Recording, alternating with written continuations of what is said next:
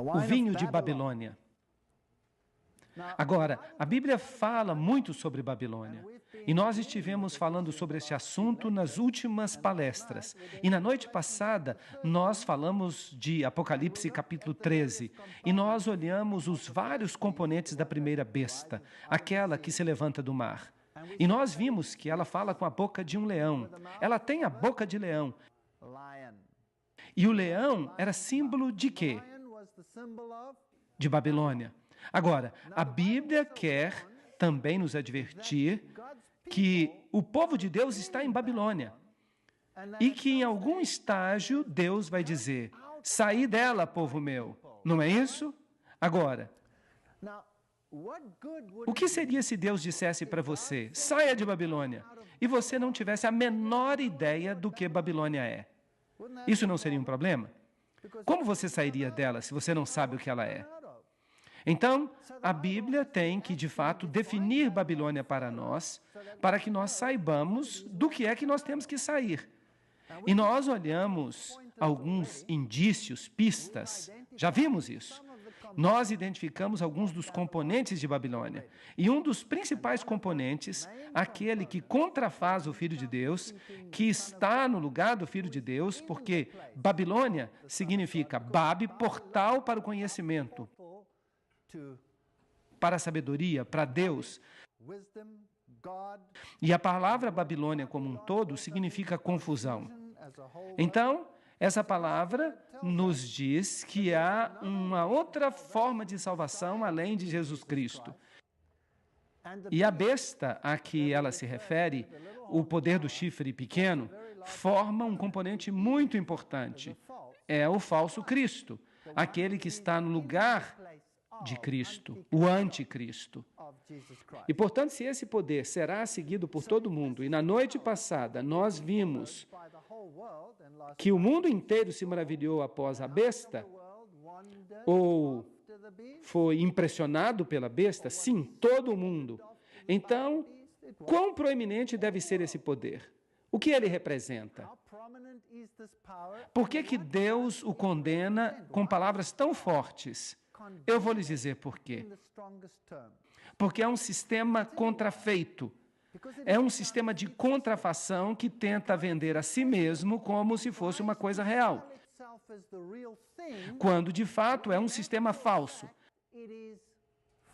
A Bíblia nos diz: nada tem de que ver com as obras más das trevas, mas em vez disso, expõe essas obras.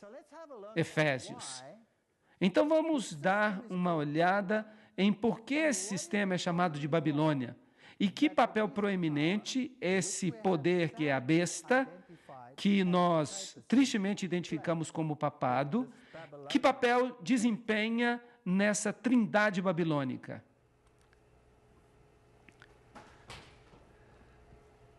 Temos, portanto, uma firme palavra de profecia, a qual faríamos bem em ouvir, como uma luz que brilha em um lugar escuro até que o dia apareça e a estrela da manhã se levante nos nossos corações. 2 Pedro 1,19.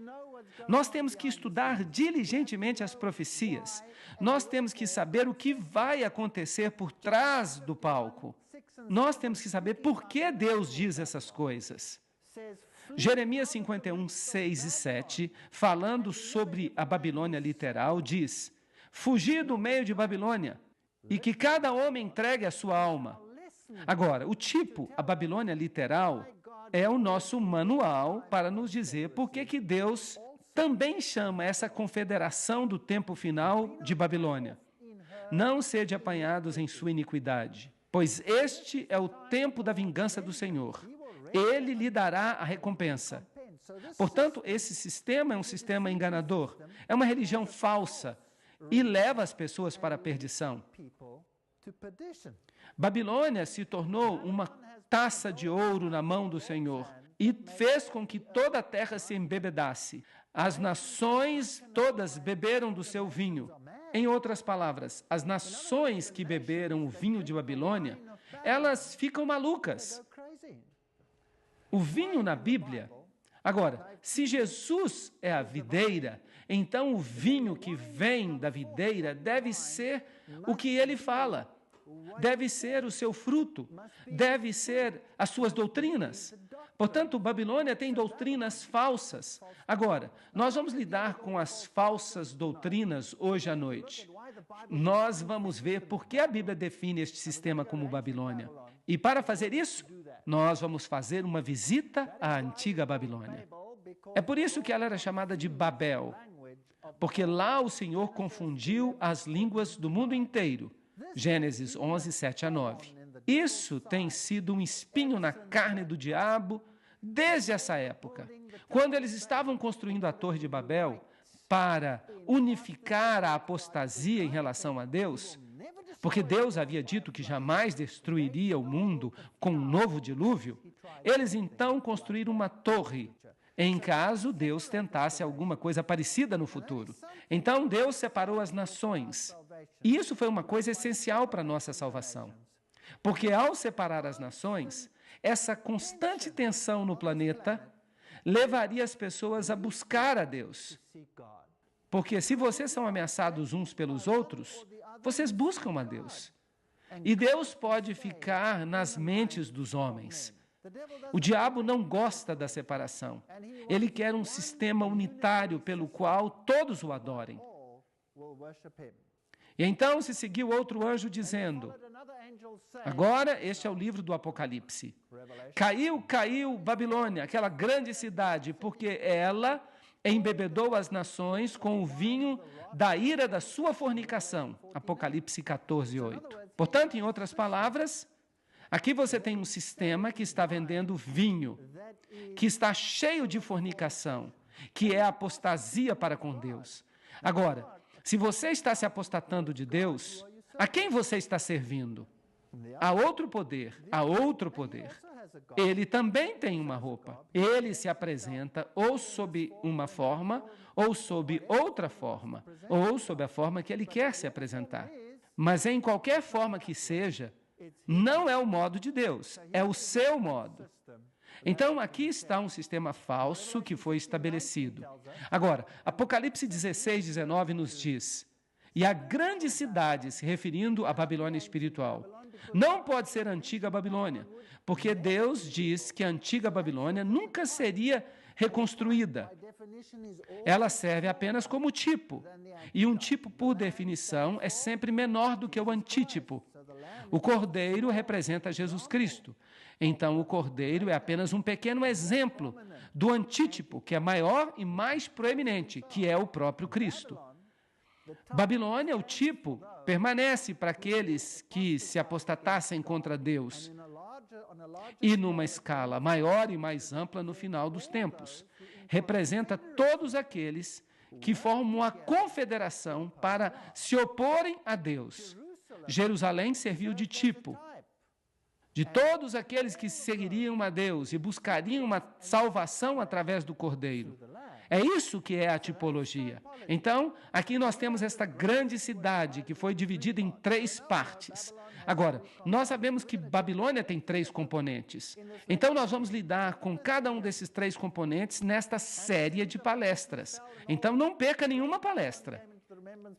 E as cidades das nações caíram, e Deus se lembrou da grande Babilônia para lhe dar a taça do vinho da sua ira. Então, se você permanecer em Babilônia, você vai ter que lidar com este lado da questão. Deus há de lhe conceder uma recompensa. E eu vi 3 espíritos imundos como rãs. Isso é pesado. O espírito que atua em Babilônia consiste de 3 espíritos imundos. E eles saíram da boca do dragão, isto é, Satanás. Porque a Bíblia define o dragão como Satanás em Apocalipse capítulo 12. E da boca da besta, o Apocalipse nos diz acerca da besta. E nós já lidamos com ela em pormenores. O poder do pequeno chifre, de Daniel capítulo 7. E a besta que sai do mar, Apocalipse capítulo 13. E nós, tristemente, tivemos que identificá-la como papado. E da boca do falso profeta, vocês sabem que, em outras línguas, esta expressão fica muito mais clara. Se você pega o alemão, por exemplo, então é Und ich sah aus dem Mund das Drachen und aus dem Mund des Tiers und aus dem Mund des falschen Propheten. Se você consegue entender o que eu falei, há uma palavra mais dura e uma palavra mais suave para a palavra boca. E o dragão e a besta, eles recebem a palavra mais dura para a boca. E o falso profeta recebe a palavra mais suave. Agora, o falso profeta são todos aqueles que conheceram a verdade, mas voltaram para o sistema matriarcal da igreja. Pois eles são os espíritos de demônios que operam milagres. E nós olhamos os milagres na última noite. E esses milagres enganarão as pessoas, que saem até os reis da terra. Aqui está se referindo aos sistemas políticos do mundo. E qual a proporção do mundo? O mundo inteiro, a fim de reuni-los para a batalha do grande dia do Deus Todo-Poderoso. Então, o conflito vai acontecer entre essa falsa trindade e o povo de Deus, aqueles que guardam os mandamentos de Deus e têm o testemunho de Jesus. Portanto, a Babilônia mística consiste do componente do dragão. O dragão, Satanás, operando diretamente com o homem. Isso seria o espiritismo, estranhas ocorrências, aparições, todas essas atividades espíritas. A besta, a religião organizada que culmina no papado. E o falso profeta, aqueles que conheceram, mas que voltaram para as profecias falsas. Eusébio nos diz que Constantino, para recomendar a nova religião aos pagãos, transferiu os ornamentos externos aos quais eles estavam acostumados.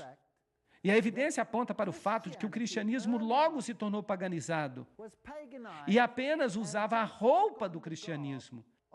E essa roupa vem dos escritos das sociedades secretas. A gente pode voltar ao passado até Simão Mago. Simão Mago seguia Pedro e a Paulo até Roma. E ele era um mágico. Ele era um sacerdote pagão que colocava uma roupa de cristianismo porque ele queria ter aquele poder, e Pedro o repreendeu. E esse Simão Mago, porque o nome Simão também significa Pedro, ele o seguiu até Roma. E essa mistura oculta entre o paganismo e o cristianismo encontrou guarida ali. E ele se tornou o PTR. E as letras PTR nada tem que ver com Pedro, Simão, o apóstolo, mas elas indicam Simão Mago. Eu sei que depois que eu partir, lobos famintos virão entre vós e não pouparão o rebanho. Mesmo no nosso meio, homens se levantarão e distorcerão a verdade para extraviar até os discípulos. Os ensinamentos de Mago, do Simão Mago, eles vieram de Samaria, eles eram cabalísticos em natureza. E do cabalismo veio o gnosticismo. E o gnosticismo é o ensinamento de que o Messias é Osíris. Portanto, as antigas mitologias do Egito, que vieram do livro dos mortos, que vieram de Tutmoses III, que foi o próprio faraó que entrou em conflito com Moisés, que era o sumo sacerdote do ocultismo e do paganismo. Essa religião de Osíris e Ísis, a deusa, essa religião, como podemos dizer isso? Esta mistura religiosa de coisas humanas e divinas, essa adoração androgênica, porque as divindades eram tanto masculinas quanto femininas, elas eram intercambiáveis. Essa religião é que foi trazida para dentro do cristianismo. Agora, os deuses antigos, se nós queremos encontrá-los na moderna Babilônia, nós teremos que olhar na antiga Babilônia. Os caldeus adoravam Bel ou Merodach, e então havia Nino, o filho. E o filho era também adorado como Tamuz, e as mulheres de Israel gostavam de chorar por Tamuz, porque ele era um Messias artificial e contrafeito. O diabo tinha preparado um Messias antes que o verdadeiro aparecesse, para que o povo não aceitasse o verdadeiro. Como sabemos que Jesus é o Messias verdadeiro? Vocês se lembram da profecia? Vocês se lembram da profecia sobre o Messias? A profecia das 70 semanas.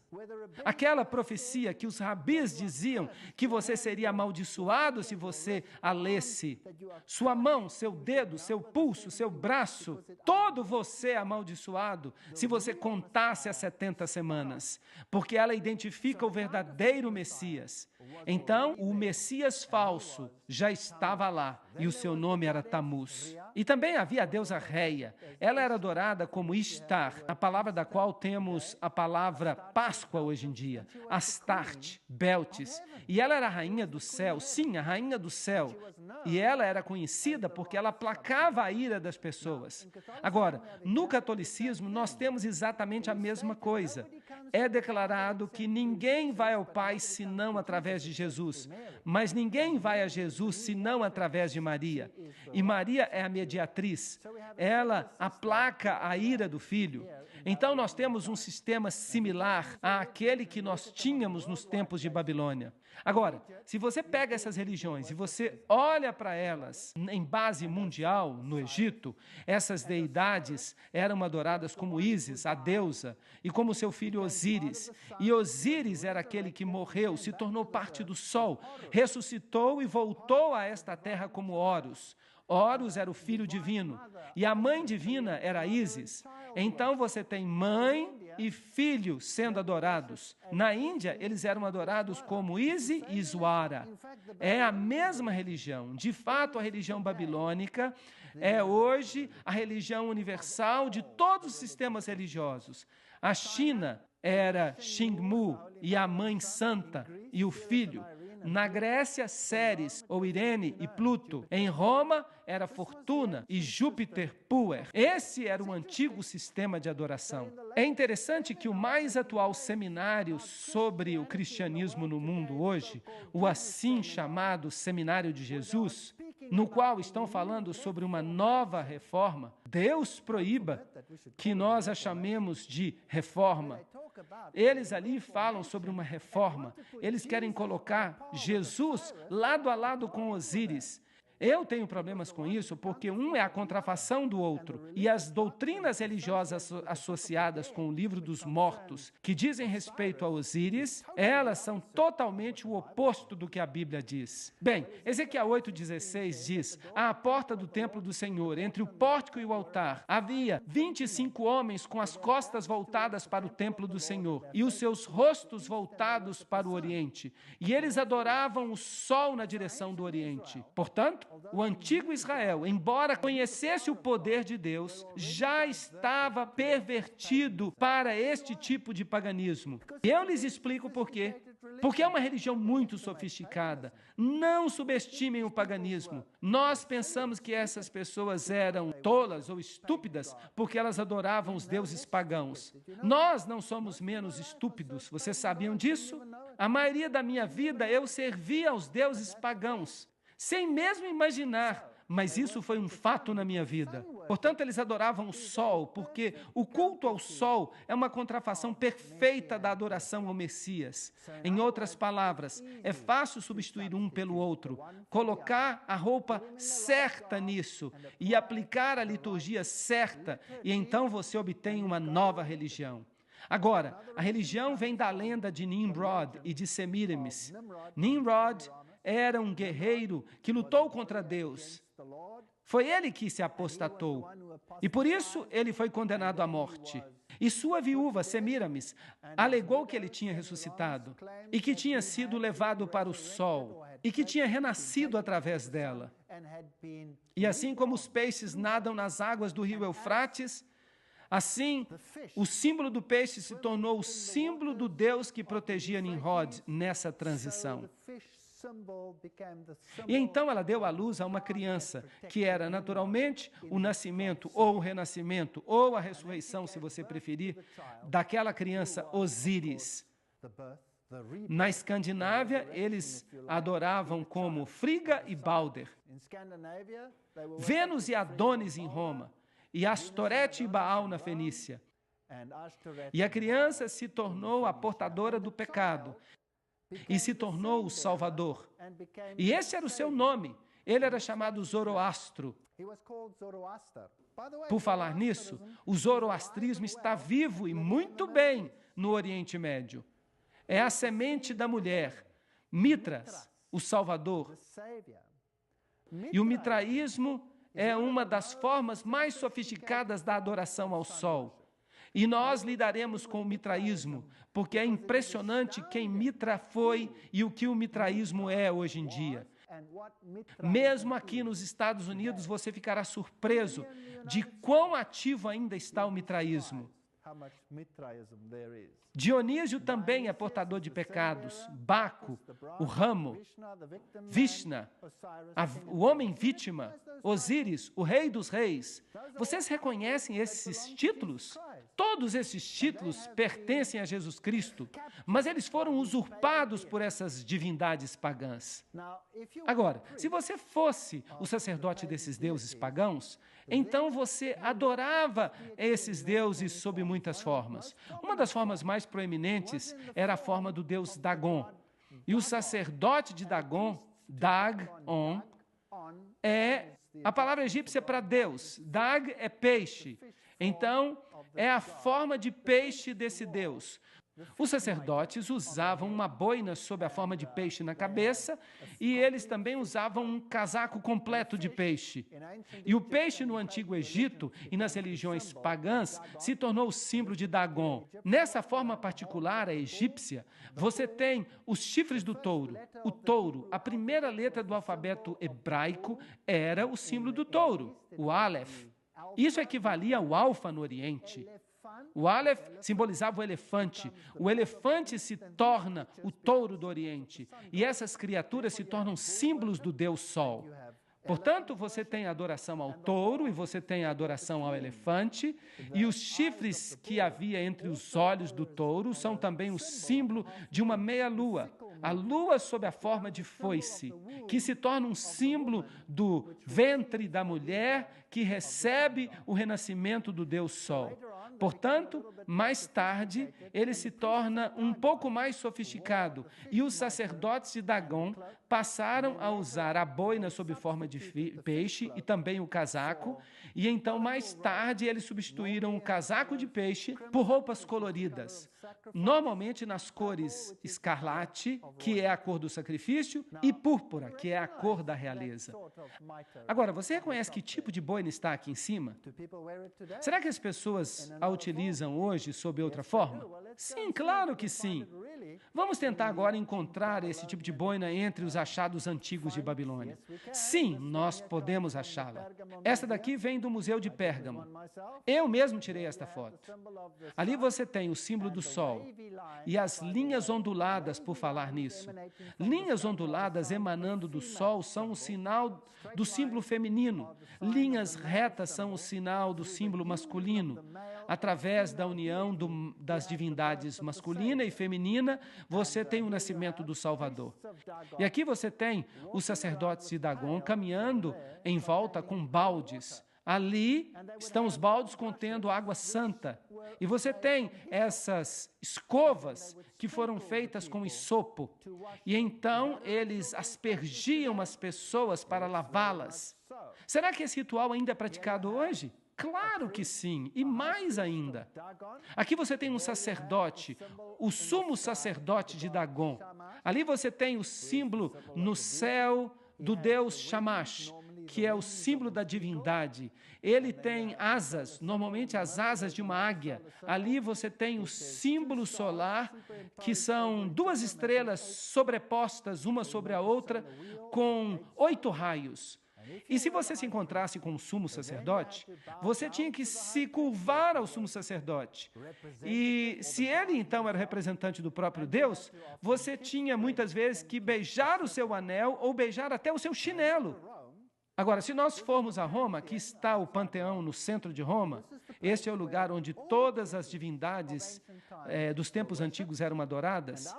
E ali fora você tem esta pequena estátua aqui, onde você tem um cuboide, que é também um símbolo do paganismo, por falar nisso. Então você tem o Aleph ali no fundo, o símbolo do Deus Sol. Então você tem a estrela, que é o símbolo fálico de Osíris. Então, na parte de cima está o símbolo da cruz. Mas nós vamos falar sobre isso mais tarde. Se você vai até o Panteão, você vê coisas interessantes no chão. Você tem quadrados. As divindades pagãs eram representadas ou com um quadrado ou com um círculo. Então, você tem círculos e você tem quadrados.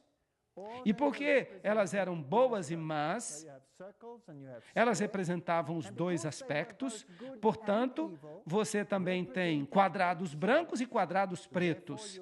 Agora, se nós vamos até algumas igrejas católicas romanas, você vai descobrir nas catedrais, você vai descobrir o peixe também lá. Este é o antigo símbolo da deusa Astarte. Ali está a boina do peixe com o símbolo da estrela, ou o sol e a meia-lua ali mais na frente. E então você tem uma enorme quantidade de símbolos pagãos disponíveis, muitos dos quais são usados ainda hoje. Este aqui é usado pelo mundo médico e aquele ali é muito interessante. Esse vem do hinduísmo como símbolo da divindade pagã. E havia também o deus Osíris. E aqui você tem alguns símbolos interessantes sobre a boina do Papa. Ali você tem os símbolos principais da divindade solar. Ali estão os 4 raios dentro do círculo. E ali está uma cruz, que é conhecida como cruz maltês, e os cavaleiros de Malta usam esse tipo especial de cruz. E quando você vê essa cruz particular, preste atenção, ela é um símbolo direto da divindade solar. Ela nada tem que ver com o cristianismo. Bem, vamos avançar. Aqui está um dos reis dos tempos antigos. Este é um rei assírio, Sardom. O que é que ele tem ao redor do pescoço? Vocês conseguem ver? Esse artefato está no Museu Britânico. Ali você tem a cruz maltês, que é a mesma cruz que o Papa tem no seu lado. E ele está apontando aqui com o dedo, assim, que é um símbolo daquele. Ele quer dizer a divindade única, o número 1. Que representa o Deus Sol. Ali você tem o símbolo que nós acabamos de ver na mitra do Papa, o símbolo do Deus Sol. Ali há outro símbolo, você tem o quadrado e o compasso que você encontra na maçonaria. Ali você tem a meia-lua com a foice dentro dela. E você encontra esse símbolo em muitas religiões. Ali você tem um símbolo com camadas múltiplas, que é encontrado nas religiões astecas de adoração ao Sol. Esses são alguns dos principais símbolos da adoração do Sol que você pode encontrar em tempos antigos. Mas onde podemos encontrar esses símbolos hoje em dia? Provavelmente no papado. Bem, todos esses aqui estão usando mitras de peixe. Aquelas ali são mitras de Dagon. Vamos até a Basílica de São Clemente, uma das igrejas de Roma. Vamos descer até embaixo. Você vai descobrir que eles usavam um altar que, por um lado, estava decorado com símbolos cristãos e, do outro lado, petroglifos de adoração pagã ao sol. Então, as duas religiões eram adoradas na mesma capacidade, usavam os mesmos lugares, trocavam os altares e, eventualmente, fundiram-se em uma só. A história da igreja nos diz: o cristianismo se tornou uma religião estabelecida no Império Romano e tomou o lugar do paganismo. O cristianismo, como existia na Idade Média, pode ser chamado de paganismo batizado. É muito interessante. Vamos ver o que a Igreja Católica Romana tem a dizer sobre isso.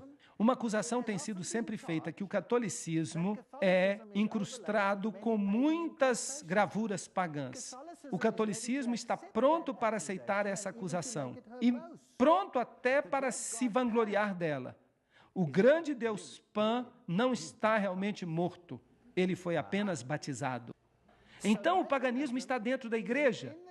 E a divindade verdadeira por trás dos bastidores que é adorada não é Jesus Cristo, mas é Osíris, em qualquer forma que ele assuma. Sob a forma de Pan, você o encontra nos bosques. Ele era o Deus dos bosques. Ele era o Deus do medo. É daí que vem o pânico. Esse Deus Pan é aquele que é adorado ou como um lindo rapaz que carrega as ovelhas como pastor, ou é adorado sob a forma que ostenta pés de bode, a depender de que aspecto você esteja observando. Porque se você o adora no sentido positivo, ou se você o adora no sentido negativo, ele é a mesma divindade. É a mesma coisa se você o adora como Lúcifer, ou se você o adora como um Deus bom. A luz e as trevas encontram-se na mesma divindade. Bem, quero levá-los até esta catedral católica romana muito famosa. Eu estava procurando esses símbolos em alguma catedral católica romana no sul da Alemanha. E ali eu encontrei o que eles chamam de estátua de Davi. Você pode vê-la ali na frente. Um rapaz carregando a ovelha ao redor do pescoço. E eu fiquei imaginando se essa representação de Davi ou se era a representação do outro. Bem, não é difícil de decidir isso, porque o que ele tem na mão? Ele está carregando a flauta de Pan. Agora, será que Davi alguma vez tocou a flauta de Pan? Não! Davi não carregaria a flauta de Pan. Ele tocava a harpa. Então, esse instrumento nos diz que este é Pan e não Davi. Então, eu fiquei interessado, tendo visto Pan ali, se eu encontraria Pan em sua forma negativa, na mesma construção, no mesmo prédio. E, vejam só, ali está Pan com os pés de bode e todos os símbolos do paganismo, incluindo Jano, que tinha 2 rostos. Este é o paganismo em sua forma mais elevada. Se você vai até a Catedral de São João no Laterano, que é a igreja onde o Papa fala ex-cátedra, ou se você vai até a Catedral de São Pedro, todo o sistema ali, toda a construção é um sistema de adoração ao Deus Sol. O local é um sítio antigo. Por falar nisso, a maioria das catedrais no mundo são construídas nos mesmos lugares em que os deuses pagãos eram adorados. A construção desses edifícios ocorria de acordo com os ritos pagãos antigos. Então, aqui você tem o triângulo, por exemplo. Você tem a famosa cúpula do Sol. E você tem essa estrutura em pilares que é normalmente conhecida como o assento da deusa. E se você entra neste lugar, no chão você encontra o título oficial do Papa, que é Pontifex Maximus. Agora, esse título vem lá de Babilônia. Ele sofreu mudanças ao longo do tempo. Quando a Medo-Pérsia conquistou Babilônia, os Medo-Persas assumiram também a sua religião. Esse mesmo sistema religioso, os sacerdotes de Babilônia se revoltaram em algum momento e foram expulsos e fugiram para Pérgamo. E ali, o Pontifex Maximus residiu até os tempos romanos, quando ele deu o seu título, as suas vestimentas e todos os poderes de ser uma divindade, bem como de ser um sumo sacerdote ao imperador. E é por isso que os imperadores romanos receberam o título Pontifex Maximus. E quando Roma declinou e o trono de César se esvaziou, o bispo de Roma alegou que tinha o título Pontifex Maximus, que significa o construtor de pontes. Ele é a ponte entre o céu e a terra. Então, ele toma o lugar de Jesus Cristo, que é a ponte entre o céu e a terra. E se você quer ver se nós conseguiremos descobrir mais símbolos interessantes, este no chão do Vaticano, veja. O que nós temos aí? Nós temos uma coroa tríplice. Onde nós vimos isso? É um símbolo da antiga religião que nós vimos ali associada com o sistema babilônio e os reis assírios. Aqui você tem outro símbolo interessante, o leão com as asas de águia. Como que a Bíblia define isso? Define que é a Babilônia. Então você tem a flor de lis, que é o símbolo da união do masculino com o feminino. E então você tem a cauda bifurcada, que é o símbolo do dragão. Tudo isso está ali. Você tem até o trono pagão, que eles dizem que é o assento de Pedro. Agora, para se qualificar para a salvação, você tem que entrar pela porta. Notem como isso está baseado na verdade, porque o diabo é a contrafação da verdade. Cristo diz, eu sou a porta, ninguém vem ao Pai senão por mim. No paganismo, há 3 portas, uma grande, uma pequena e uma média. Uma representa o masculino, outra representa o feminino e a terceira representa a divindade infantil. Então você tem pai, mãe, filho, se você prefere. Bem, aqui você tem, na antiga cultura boliviana, uma típica porta solar. Ali está o símbolo do deus Sol em cima, e você tem 3 pedras sagradas e as rochas na praia Futamigaura. Isso aqui fica no Japão.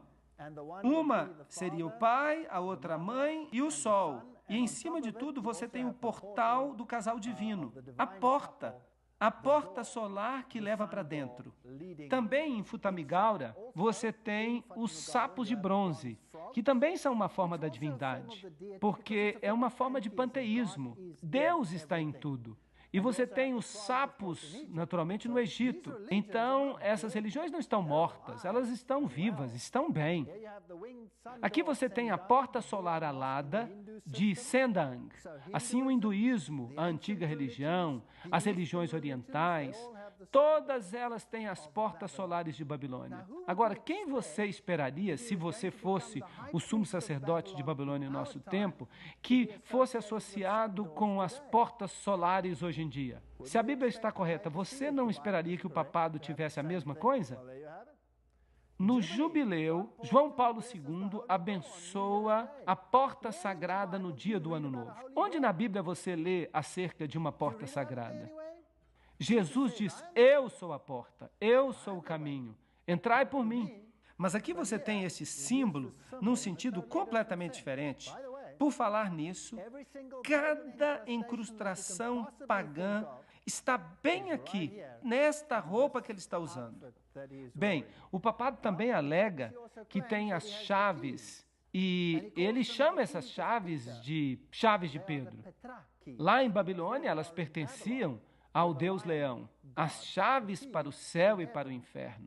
Você se lembra que ele disse que a decisão do Papa é mais importante e que Deus tem que obedecê-la? Pois é, esse sistema é que determina se você vai para o céu ou se você está perdido, e não Deus. Agora, aqui você tem outro símbolo do Deus Leão, ali na frente, em tempos antigos. Então, as chaves são o símbolo do leão. Vejam que cajado interessante que este leão está usando. Todas essas divindades antigas carregavam esse tipo de cajado, porque o cone do pinheiro era o símbolo da fertilidade. Agora, havia rituais para que essas pessoas se tornassem sumos sacerdotes. Elas eram consideradas uma reencarnação, como que uma reencarnação de Faraó, de Osíris, e, portanto, elas eram consideradas representantes de Osíris sob a forma de Horus na terra. Nas culturas antigas, eram carregados, normalmente num tamborete como este. Você também tinha leques, que consistiam de penas. Podiam ser penas de pavão, e o olho na pena do pavão é o olho da sabedoria da divindade que eles adoravam.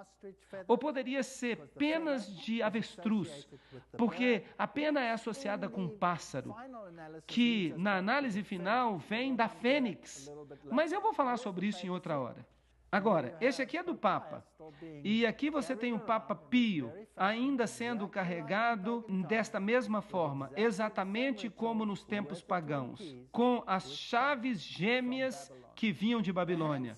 Os sinais manuais que estão sendo usados aqui são muito interessantes, porque eles são todos símbolos da adoração ao Deus Sol. Os sinais manuais que eles usam, tudo é meticulosamente praticado, porque tudo tem um significado em termos da adoração ao Sol. Há a coroa tríplice, e que também vem do paganismo. É com ela que o Papa é coroado. Aqui, a coroa está sendo trazida. Ali estão as duas caudas gêmeas, os cardeais deitados enquanto isso ocorre. Nós temos um interlúdio musical. É tudo muito agradável. Aqui você pode ver a ordenação de novos bispos e cardeais. Vejam que eles estão deitados, exatamente como nos tempos pagãos. Aqui você tem a tiara tríplice. O deus pagão usava a tiara tríplice 1800 anos antes de Cristo. E aqui você tem a tiara com chifres do deus alado dos assírios. Aqui você tem a coroa tríplice em Krishna, que é do hinduísmo. Portanto, a coroa tríplice é um símbolo da antiga religião de Babilônia. E ali você tem o touro alado, também com uma coroa tríplice que vem dos tempos assírios, dos tempos babilônios. Então, aquele que usa a coroa tríplice agora é o sumo sacerdote das antigas divindades. Aqui está a tiara do Papa VI, as 6 serpentes abaixo da pirâmide oculta nesta aqui. Agora, vamos ver o que se pode saber sobre a adoração à mãe e à criança, Maria e o menino Jesus. Este símbolo é exatamente o mesmo que você tem no paganismo. E é interessante que você tem a Madonna negra e você tem a Madonna branca.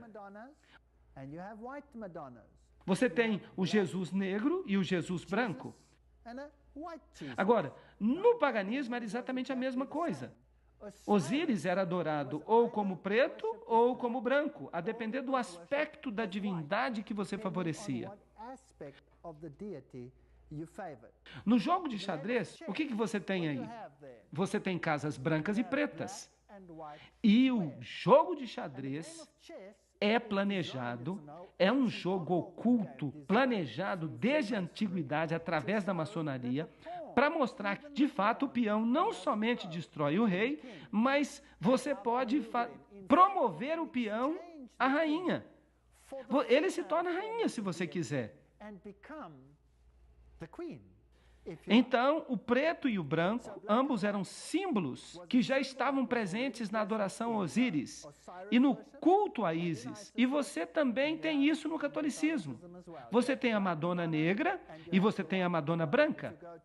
E se você for para a cultura oriental, você tem exatamente a mesma coisa. O culto à mãe e à criança.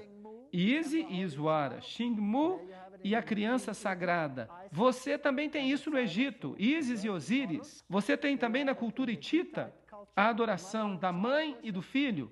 Claro, a mãe e o filho se tornarão proeminentes no catolicismo romano, mas se você quer fazer com que as pessoas creiam que eles representam alguma coisa, você tem que dar nomes aos deuses. Isso não é problema. Esses nomes têm mudado através da história. Os gregos não tinham os mesmos nomes que os medo-persas. Eles não tinham os mesmos nomes que os egípcios. Eles não tinham os mesmos nomes que os babilônios. Mas tudo era um deus apenas. Então, todas essas divindades, e aqui você tem uma antiga religião asteca, Quetzalcoatl, e a criança, e às vezes você tem do sexo masculino ou feminino, indica que a divindade é tanto macho quanto fêmea. A Madonna negra está na Igreja Católica Romana, e os messias negros são também comuns. E a Madonna branca tem filhos brancos. Aqui você a tem no hinduísmo. Esta vem do Museu Britânico. Aqui você tem a mãe, ali você tem a criança sagrada, aquele que vai ser o Salvador. Isso é paganismo. Nada tem que ver com o cristianismo, porque Jesus diz: há apenas um mediador entre Deus e o homem. E quem é ele? O homem Jesus Cristo. Você não tem outro mediador. Maria nunca vai tomar o lugar de Jesus. Nenhum santo vai tomar o lugar de Jesus. Nós não precisamos de ninguém como mediador. Isso é paganismo, não é cristianismo. Aqui está Ísis em sua forma espírita, quando ela se aproxima dos rituais da nova era. Suas manifestações. Nós vamos tratar disso em outra palestra. Aqui você tem os símbolos, os antigos símbolos pagãos de Hermes e Ísis, bem aqui, com a estrela de 6 pontas no meio do círculo. Ou as estrelas de 5 pontas em outros lugares são também usadas. Este símbolo, onde vocês acham que eu achei? Este símbolo é dos antigos deuses? Eu o achei na Catedral Jesuíta, no sul da Europa, na Alemanha meridional. O que isso está fazendo aí? O que os símbolos de adoração ao sol estão fazendo em Czestochowa, na Tchecoslováquia, ou na Polônia, em todas as partes do mundo? Vamos dar uma olhada, então, na nova enciclopédia católica, que diz: Pio XII afirmou fortemente que Maria é rainha. Então, aqui nós temos uma rainha no céu, mas Beltis era também chamada de rainha do céu. inserindo no calendário 31 de maio uma nova festa de Maria Rainha. Então, Maria remodelada, reformada, para se encaixar nos sapatos da antiga divindade e colocada na frente do povo como nova mediatriz. Isso é muito triste porque Jesus é tirado da equação. Eu não estou tentando derrubar Maria. Maria era uma mulher abençoada, ela era uma boa mulher, mas a sua herança está sendo mal usada aqui. Ela era reverenciada como mãe e rainha em 31 de outubro de 1942, quando foi reconhecida publicamente como rainha. É espantoso que todo o sistema antigo de Babilônia somente chegou à plenitude em nossa época. Agora, vamos dar uma olhada em retratos fascinantes da transferência do papel mediador de Jesus para Maria. Este aqui eu encontrei em Roma. Aqui você tem Jesus colocando a coroa de espinhos sobre a cabeça de Maria. E ela tem as feridas nas mãos. Portanto, Maria que se torna a mediatriz, aquela que sofreu e morreu. E se alega que através de Maria nós somos salvos, porque Maria é aquela por cuja obediência nós fomos salvos no ponto onde Eva havia falhado.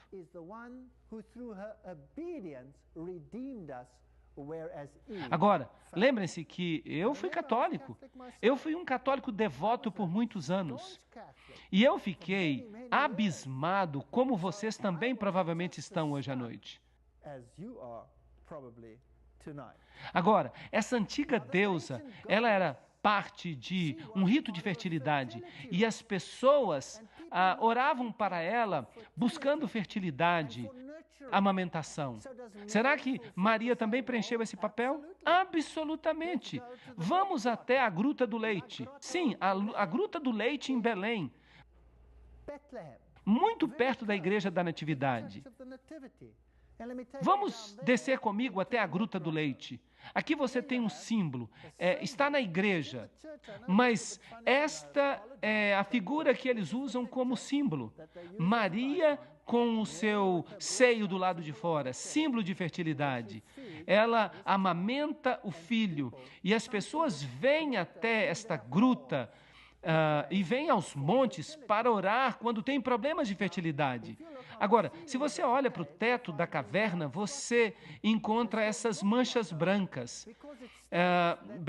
Ela é chamada de a caverna do leite, porque as pessoas dizem que essas manchas brancas que você vê aqui são causadas pelo leite de Maria. Porque quando ela amamentou o menino Jesus, o seu leite jorrava e espirrava nas paredes da caverna e fez então essas manchas brancas. É isso que as pessoas dizem. E o Papa reconheceu isso como um milagre autêntico. E há um testemunho do Vaticano que esta é uma situação autêntica de milagre. Eu perguntei para o guia que estava conosco e também era o cantor da Igreja da Natividade. Eu perguntei para ele, com licença, eu estou um pouquinho curioso. Essas manchas brancas que nós estamos vendo na parede, eu as vi em muitas outras cavernas também. Nas outras cavernas, elas também são leite de Maria? Não. Aquelas são naturais, mas essas aqui são do leite de Maria, percebe? Agora, isso pode parecer um pouco ridículo, mas eu vou mostrar para vocês que o mesmo culto da fertilidade que acontecia em relação às divindades antigas também está acontecendo com Maria. E quando você pensa nisso, isso me deixa doente. Se ela é a rainha do céu, isso significa que ela é a deusa do céu. E aqui você tem uma figura católica em que anjos estão coroando Maria como rainha. E aqui você tem, na entrada de uma outra catedral na Europa, você tem Maria sendo coroada pelo Pai e pelo Filho como rainha do céu, enquanto os adoradores, ao fundo, não estão adorando nem o Pai nem o Filho. Eles estão adorando Maria. Aqui está uma outra figura em que Jesus olha com aprovação enquanto os arcanjos estão coroando Maria. E aqui você tem uma outra em que pai e filho coroam Maria diretamente. Agora, não é nem mais um anjo, é o próprio pai, o próprio filho. E aqui você tem o Papa orando na frente da estátua de Maria. E até ele está coroando Maria. Então você tem todo o ritual, você tem todo o sistema do paganismo construído para tornar Maria Beltis, a rainha do céu, aquela que aplaca a ira, aquela que fica em pé no lugar do verdadeiro mediador. Então, nesta figura aqui, você tem o Espírito Santo e mais acima você tem Maria no centro. E se você observa os olhares do discípulo, para onde eles se dirigem? Para cima ou para Maria? Para Maria. Ela se tornou a mediatriz. Agora, será que nós encontramos este símbolo em templos antigos? Claro que sim. Essa divindade feminina também era adorada como pomba. E ali você tem a pomba dupla, que era também um símbolo de duas cabeças, que pode também ser interpretado mais tarde como uma fênix de duas cabeças, ou uma águia de duas cabeças, que é um símbolo interessante da maçonaria, por falar nisso. E aqui você tem o símbolo da ONU, a pomba, que é um símbolo usado pelas Nações Unidas para representar a paz. Aqui está uma outra figura da pomba, símbolo da ONU. E a pomba representa a força mais suave e toma o lugar do Espírito Santo. Então, a deidade feminina é também aquela de quem emana uma gentileza, uma força terna, o Espírito Santo. Então, quando você encontra este símbolo da pomba em muitas roupas de sacerdotes, você nunca pode ter certeza se é uma referência ao Espírito Santo ou se de fato é uma referência à ONU. E quando ele aparece sob os raios do sol, será que ele pode simbolizar o cristianismo? Ezequiel 8, 13 a 14 diz: maiores abominações que farão. E ele então me trouxe à porta da casa do Senhor, e eis ali sentadas mulheres pranteando Tamuz. Percebemos que o antigo Israel foi enganado para adorar a mãe e a criança. E o Israel moderno está sendo enganado. Eu estou falando sobre o Israel espiritual. Está sendo enganado a fazer o mesmo.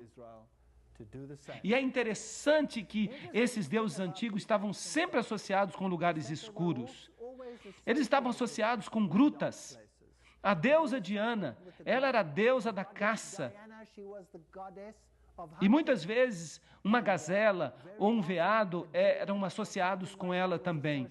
E ela também, nas culturas pagãs, emanava da caverna. Ela saiu de uma caverna.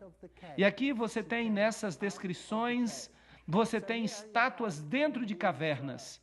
Agora, estas estão em catedrais. Esta aqui é uma catedral jesuíta importante na Tchecoslováquia. E ali você tem essas divindades, ou estátuas delas dentro de cavernas. E você tem as letras IHS acima, que hoje eles dizem que significa a seu serviço. Mas é claro que não significa a seu serviço de modo algum. A Igreja Católica diz que ela se refere a Iesus Hominum Salvator, que significa Jesus, o Salvador dos homens. Mas se você pertence ao círculo oculto, você reconhecerá que essas letras significam Ísis, Horus e Sebe, a trindade egípcia. Ísis, Horus e Sebe. Sebe era a divindade escura, ela era o lado negro de Osíris. Osíris e Sebe são realmente intercambiáveis. Um é a luz e outro a escuridão. Um é bom e o outro é mau. Se você quiser, você pode adorá-los hoje. Satanismo e a adoração de Lúcifer são a mesma coisa. E é por isso que os luciferianos e os satanistas são sempre bons amigos. Um pratica a luz e o outro pratica as trevas. Os satanistas têm que fazer boas obras para aplacar o seu Deus e têm que sacrificar a seu Deus. os luciferianos têm que fazer exatamente a mesma coisa. São intercambiáveis. Eles podem se sentar na mesma cadeira. Não importam se adoram o lado escuro ou se adoram o lado iluminado. E isso é assustador, porque você nem sempre consegue diferenciá-los. Bem, se você vai então a essas catedrais antigas, aqui está a Catedral de Colônia, você tem o símbolo de Apolo, o deus do sol, e você tem a lua e as estrelas. O sol, a lua e as estrelas são os três aspectos do deus sol, como Brahma, Shiva e Vishnu. Brahma é o sol nascente, Shiva é o sol no meridiano, Vishnu é o homem vítima, o sol que cai nas águas à noite e se torna Dagon, o deus peixe ou Poseidon, e se levanta da água é adorado como Poseidon ou como a serpente, sob forma triuna. Nesta catedral aqui você tem um relevo interessante. Você tem o leão com as asas de águia, com o sol nas costas. Um símbolo muito importante de Babilônia. E a Igreja Católica Romana chama este símbolo de São Marcos. Agora, eu acho que você vai ter muita dificuldade para encontrar um leão com asas de águia, com raios solares por trás da cabeça, como um símbolo de São Marcos. O que você acha? Agora, o que ele está olhando? Ele está olhando ali um círculo com uma cruz nele. E este era um dos principais símbolos do Deus Sol. Este era um símbolo de Lúcifer, o símbolo do círculo com uma cruz dentro. Você o encontra em muitas organizações hoje. O outro símbolo, claro, é o símbolo do touro. Lembrem-se que o touro representa a primeira letra do alfabeto. Representa o número 1, símbolo do portador de luz. Lúcifer, também com um raio por trás dele. Eles o chamam de São Lucas ou Lucas. Também as borboletas são o símbolo do culto da fertilidade. A borboleta vai de flor em flor. As abelhas também são símbolo do culto à fertilidade. Ela também vai de flor em flor em flor. As jovens meninas, se vocês colocam a tatuagem de uma borboleta no seu ombro, isso tem um significado muito mais profundo do que vocês podem imaginar. Vamos ver se vocês conseguem descobrir aqui o símbolo do touro e do leão. Símbolos de Ísis e Horus. Templo número 3. Ísis é associada com o culto ao touro, e com o culto ao leão, e com o culto à fênix. Ali está a fênix.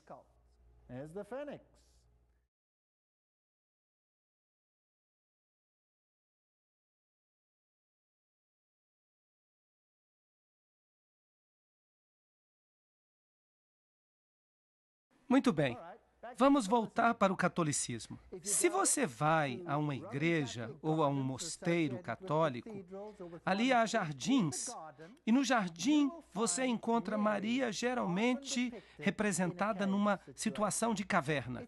Ela é a deusa da gruta. Onde você lê uma coisa parecida com essa na Bíblia? A deusa da gruta. E Maria, no porão da catedral, está também na caverna e sai da caverna. E aqui você tem a forma oculta de escrever Maria. O M está em maiúsculas aqui. M. O M é maiúsculo aqui. Se você virar o M de lado, ele vira um sigma, que é o símbolo usado no mundo do ocultismo. A maçonaria usa o M também como sua marca principal de identificação. Então você tem o A, que é um triângulo, e você tem um triângulo de 60 graus. 60 graus é um triângulo, 6, 6, 6. O ponto do olho está por cima, no topo, e o ponto se torna o símbolo do Sol. Ele também tem outra conotação, bem perigosa, mas eu vou deixá-la de fora por enquanto. E então você chega a Reia, que é a antiga deusa do Oriente. Aqui ela está em toda a sua glória saindo da caverna.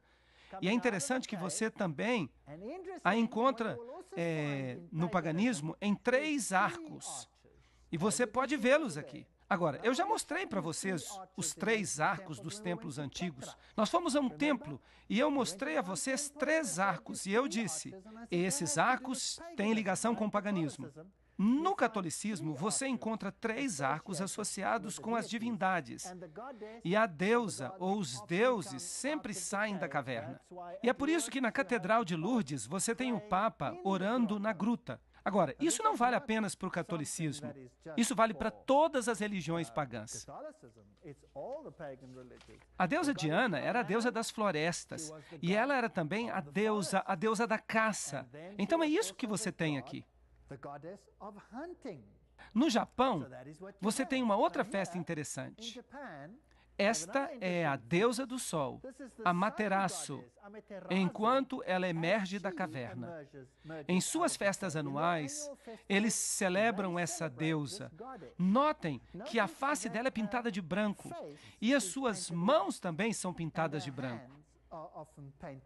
Quando as pessoas fazem mímica, por exemplo, as pessoas pintam as mãos de branco e pintam os rostos de branco. Esses são rituais antigos que podem ser ligados à adoração do sol. E nós os trazemos diretamente às nossas igrejas nos dias de hoje, como se fosse algo exclusivo, excitante. Mas, em última análise, nada mais é do que a adoração ao sol. Agora, vamos tomar como exemplo a cultura africana.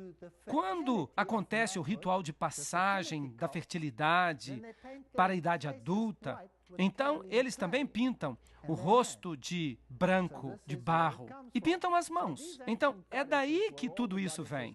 E ela é a que esmaga a cabeça da serpente, mas Cristo é quem deveria esmagar a cabeça da serpente.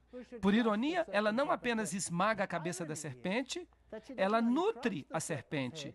Porque a serpente, através dela, representa a morte e a ressurreição, e é a contrafação da morte e ressurreição de Cristo. Assim, através do feminino, você tem o poder de fertilidade para produzir nova vida. E, portanto, isso tudo tem pesadas conotações sexuais. Encontramos a mesma coisa no catolicismo? Sim, infelizmente. Porque o catolicismo de hoje é a derradeira forma da religião antiga de Babilônia. E, portanto, infelizmente, o papado deve ser o sumo sacerdote dessa religião pagã e oculta antiga. Ali você tem Maria vestida de azul e branco. E ali ela está em pé sobre a serpente como a antiga deusa. E ela está em pé numa meia-lua, que é o símbolo do útero e o símbolo da deidade feminina. Por falar nisso, o azul pode ser a cor da obediência. Se você pega o santuário, o azul é a cor da obediência. Mas se você pega o lado negro do culto, então no outro lado você tem azul e branco, que é obediência e também justiça. Mas se você vira a deidade para o outro lado, então você tem o preto, e você tem a Madonna negra, e ela também tem azul. E o azul se torna a cor da promiscuidade. O azul é a cor da promiscuidade. Você já ouviu falar de filmes azuis? Vejam que os dois lados são adorados. Você tem Maria em pé sobre a cabeça da serpente. Agora vamos ver o que o catolicismo romano diz. Este aqui vem da catedral, a Catedral de Santa Maria na cidade do Cabo. E o pecador diz que aqui está a Imaculada Maria, na presença de toda a corte celeste. Eu te escolho hoje para minha mãe e senhora. Eu me entrego e me consagro a ti como teu servo, o meu corpo e a minha alma, os meus bens, tanto no interior quanto no exterior, mesmo o valor de todas as minhas boas ações, quer do passado, quer do presente ou do futuro, sem exceção, de acordo com o teu beneplácito, para a maior glória de Deus, neste tempo e na eternidade. Amém. Então, quem de fato se torna a principal divindade em sua vida? É Jesus ou é Maria? Deve ser Maria. Então, substituiu-se Jesus por outra divindade. Agora, eu fiquei admirado, eu fiquei petrificado quando eu vim aqui na Síria.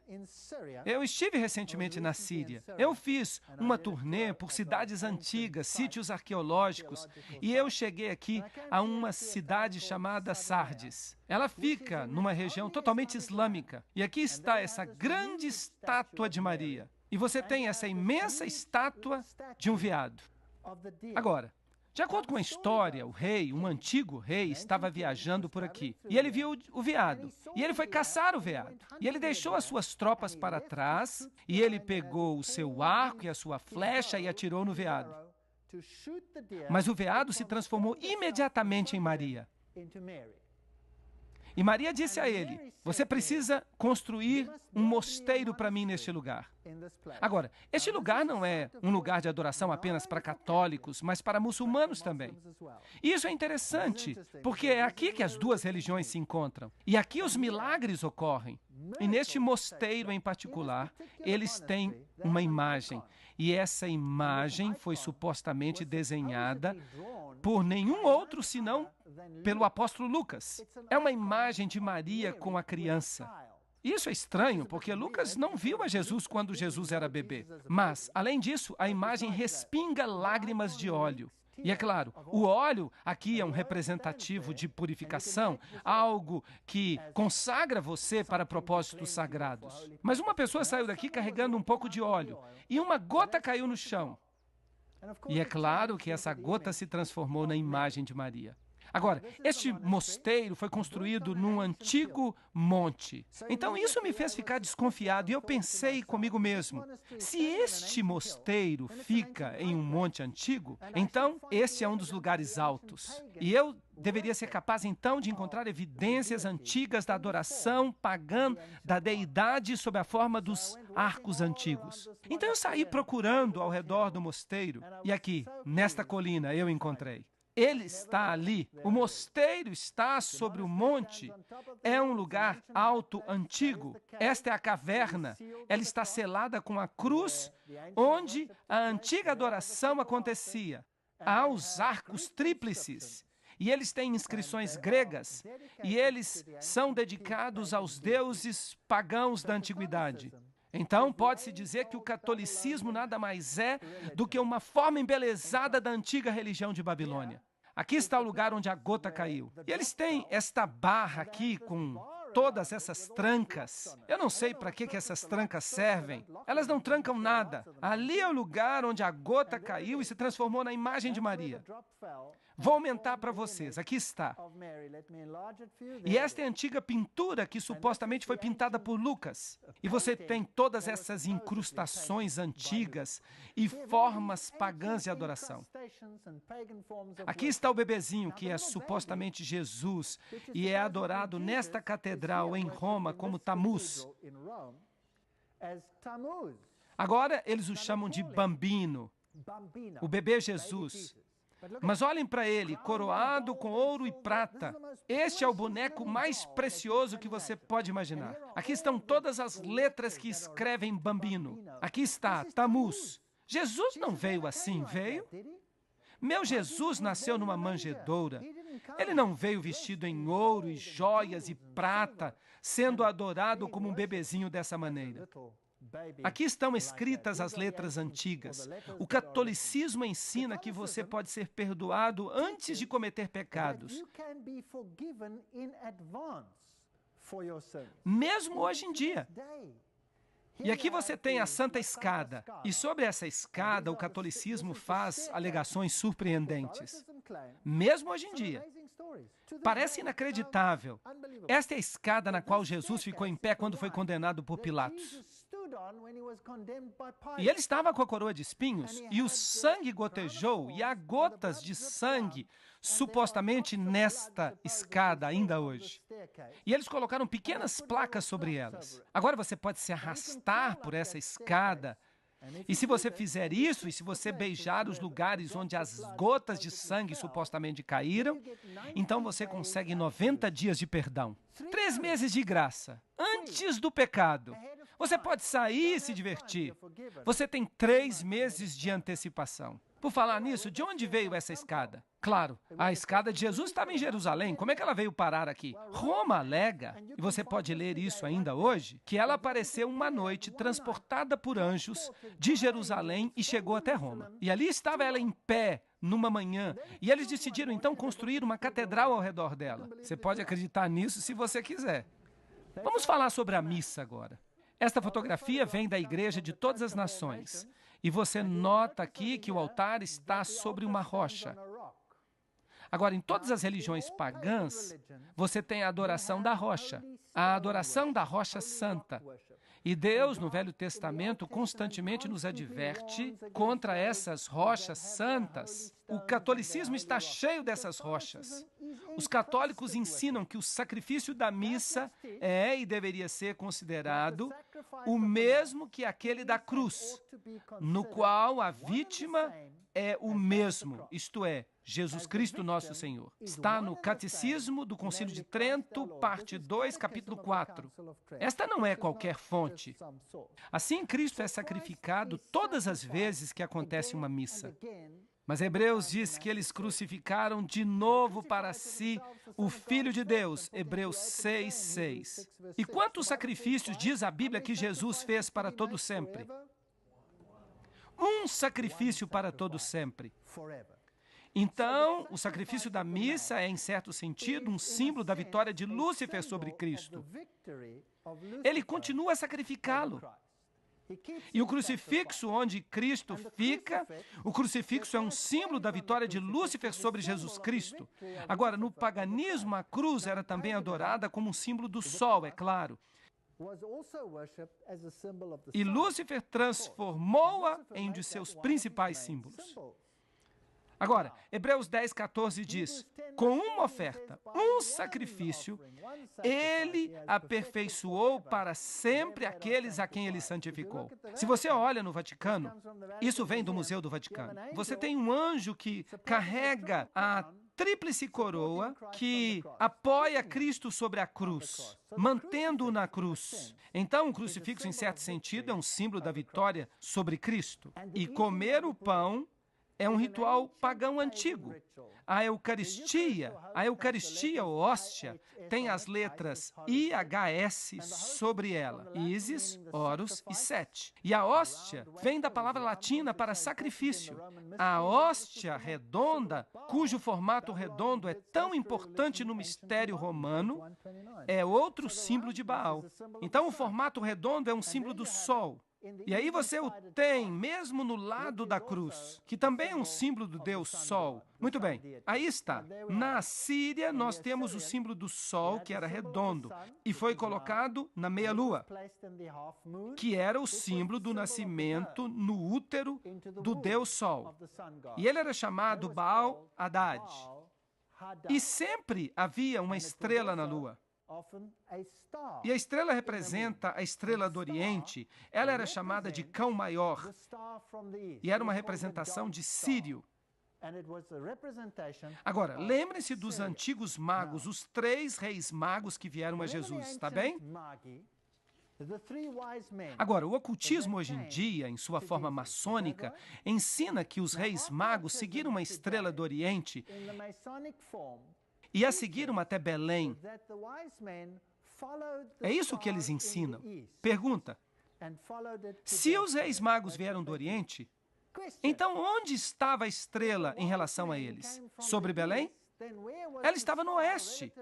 Então, de fato, a estrela que eles estavam servindo não é a estrela que representa Jesus Cristo, mas aquela no Oriente que representa Sírio, Cão Maior, e é um símbolo de Lúcifer, não de Jesus Cristo. Então, esse era o símbolo mesopotâmio antigo de Baal Haddad, a estrela ou o disco redondo. Não importa se é um ou outro. Um é o símbolo de Horus, que é o renascimento, e o outro é a forma de Osíris, que é a forma adulta. Não importa, é tudo uma só coisa. Aqui você tem o símbolo de Osíris, o disco redondo na meia-lua, que é o símbolo de Ísis, ou ali você tem o símbolo de Horus, que é o nascimento do sol, o filho e a meia-lua. Agora, quem é que usa esse símbolo hoje? Que religião tem isso como seu principal símbolo? O Islã. Para o Islã, esse é o símbolo principal. O islamismo e o catolicismo estão lado a lado. Você vai para o Oriente Médio, você vai para os países islâmicos, onde o evangelismo é proibido, onde você não pode fazer prosélitos em nome de Jesus Cristo. Você encontra mesquitas e catedrais católicas, uma ao lado da outra, onde quer que você vá. Quer você vá para Amã, quer você vá para Jerusalém, quer você vá para a Síria. Se você fizer isso, você vai ver a Catedral Católica Romana lado a lado com a mesquita. Por quê? Porque adoram o mesmo Deus, Baal Haddad. Vejam comigo, aqui está o Papa com a hóstia. A forma redonda que representa Baal. Ali está ele com uma taça. Baco, deus do vinho e da bebedeira. E eles servem vinho fermentado. Mas a Bíblia diz que o símbolo era um pão sem fermento. E, portanto, se o fermento é um símbolo do pecado, então eles deviam usar o vinho sem fermento também. Mas os católicos usam o vinho fermentado e o símbolo redondo, e eles colocam tudo isso junto com a meia-lua. E por falar nisso, nesse mosteiro católico, você tem raios do sol com ondulações e raios retos. Os raios retos representam o Deus masculino. E este aqui tem as letras SFS sobre ele. Agora, na religião de mistério, você tem que descobrir o que essas letras significam. Você tem que entender os truques deles. Aqui está outro mosteiro, a meia-lua. E então, quando a missa é celebrada, no meio da missa, então o disco é colocado ali e você tem exatamente o mesmo símbolo da deidade que é usada no islamismo. Exatamente o mesmo símbolo. E ali está outro com a hóstia. Ali você tem Baal Haddad. Ali também está na antiga cultura hitita. E você tem o símbolo dos pavões, por falar nisso. Aqui você tem a meia-lua. Ali você tem a face de Apolo, o círculo. E então você tem a coroa de louros, normalmente com 13 folhas ao redor dela. Ah, por falar nisso, que poderosa organização em nosso planeta usa esse símbolo? As Nações Unidas. E isso é muito interessante. ONU. Que, por falar nisso, é o nome de outra divindade. Mas eu vou falar sobre isso depois. Aqui você tem Mitra, o mitraísmo. Agora, o Mitra é aquele que mata o touro. E você tem um cão que o ajuda. E ali você tem uma serpente que o ajuda. E você tem um escorpião que pica o touro num lugar muito estratégico. E se você olha para o chapéu de Mitra, que tem esse formato, esse é o chapéu de Mitra, o mitraísmo. Agora, eu quero que vocês olhem para esse chapéu com cuidado, porque na próxima palestra eu vou falar mais sobre isso.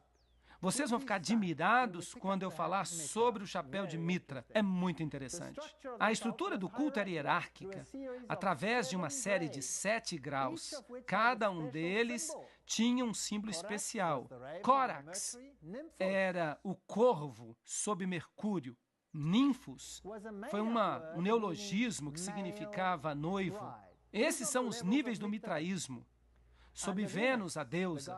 Assim, os sacerdotes de Mitra tinham que ser celibatários, porque eles se casavam com a deusa Vênus como se fossem seu noivo. Será que nós temos um sistema religioso em que os sacerdotes do sexo masculino têm que ser celibatários? Muito bem, então nós temos Mili, a pedra de moinho, sob Marte, nós temos Leão sob Júpiter, Pérses sob a Luna, isto é, a Lua, Heliodromo sob o Sol e, finalmente, nós temos Pater. Esse é o grau mais elevado, o grau superior do mitraísmo. O pai fica sob Saturno e Saturno é o deus do submundo. Saturno é o deus da morte. Saturno é o equivalente do deus Sete na trilogia egípcia. Agora, Pater, pai. Nós temos um sistema religioso hoje no qual o sacerdote é celibatário, no qual a deidade que faz o papel de mediador é feminina e no qual ele é chamado pai. Nós temos um sistema assim hoje. Se eles dizem sim, então deixe-me ser sincero com você, eu não quero parecer um estranho aqui hoje. Vamos dizer que se parece muito com o sistema velho, então qual é a possibilidade que seja de fato o sistema velho? 100%, eu lhe garanto. Quando eles adoravam o deus sol egípcio, Osíris, eles lhe davam uma hóstia redonda exatamente como se faz hoje. E esta hóstia é carregada ritualmente através das ruas no catolicismo, como era nos tempos pagãos. Baal Haddad, o sistema é um sistema de Roma. Você acha que, na análise final, as grandes religiões do mundo terão qualquer problema de se identificar com o bispo de Roma? Sim ou não? Não, eles não terão nenhum problema, porque sob essas várias camadas de doutrina oculta, o que as massas sabem, o que os que estão dentro sabem, no topo disso tudo só há uma religião, todos servem o mesmo mestre.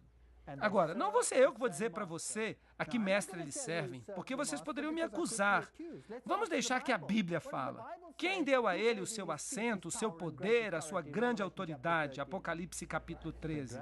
O dragão. E quem é o dragão de acordo com a Bíblia? É Satanás. Isso é adoração a Lúcifer. Aqui você tem os símbolos da lua, do sol e a estrela no catolicismo em todas as catedrais.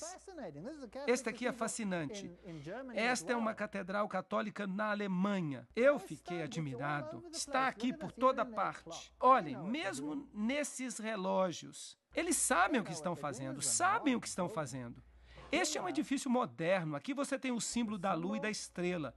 E quando o ponteiro do relógio anda, você tem o nascimento do Deus Sol, Baal Haddad. Baal Haddad. Baal Haddad falando ao mundo quem é Deus.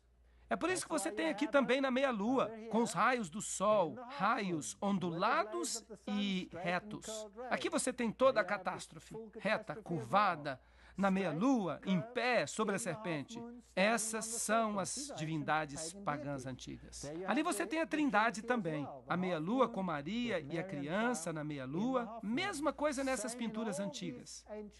E o símbolo do pássaro dando a sua carne como alimento para seus filhotes. Símbolo da fênix que se levanta das próprias cinzas e volta à vida.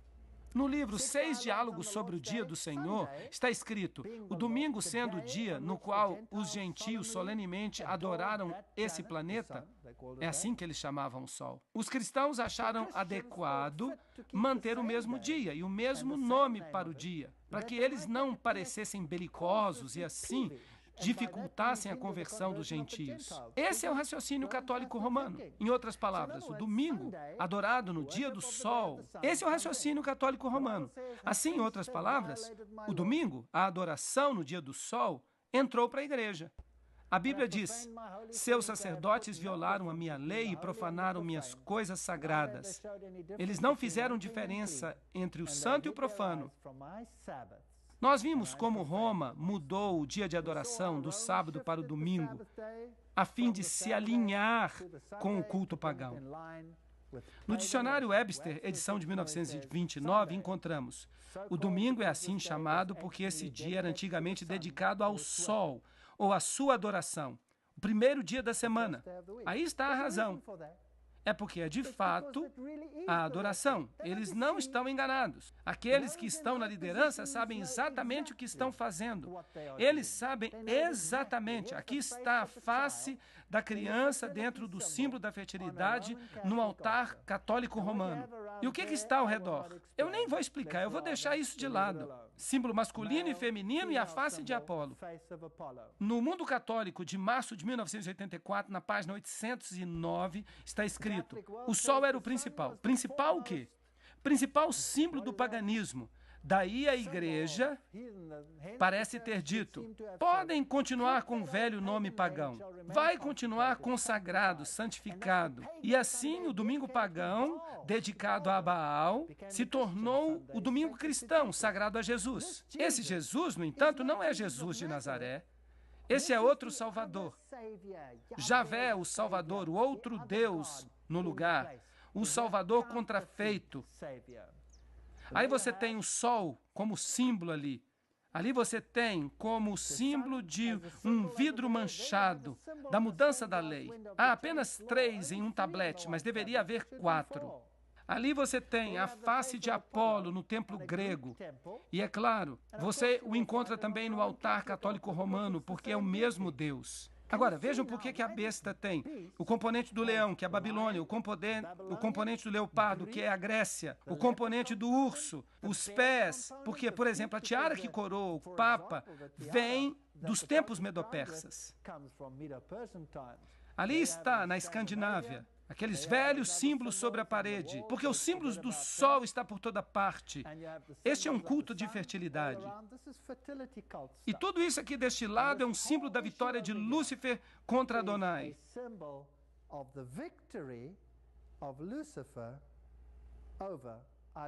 Nós vamos ter que entrar no ocultismo para ver isso. É uma coisa assustadora. Mas nós vamos falar sobre isso.